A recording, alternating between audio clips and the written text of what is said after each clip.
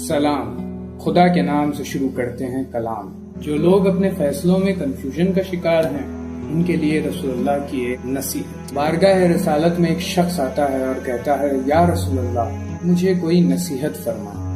رسول خدا تحمل کرتے ہیں اور جواب نہیں دیتے۔ یہ شخص پھر سے عرض کرتا ہے یا رسول اللہ مجھے کوئی نصیحت فرمائے، یا رسول اللہ مجھے کوئی نصیحت فرمائے، اے اللہ کے رسول مجھے کوئی نصیحت فرمائے۔ جب اس کا تقاضا شدید ہوتا ہے تو نبی اکرم اس کی طرف نگاہ کرتے ہیں اور فرماتے ہیں کیا تم قول دو گے کہ میں جیسا کہوں گا ویسا کرو گے؟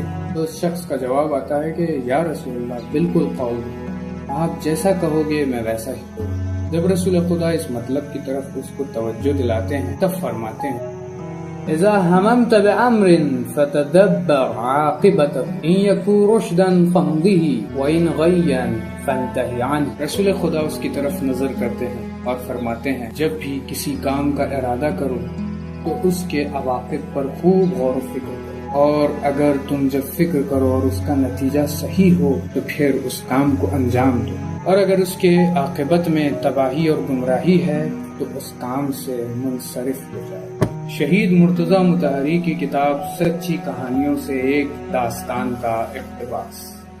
السلام علیکم ورحمۃ اللہ۔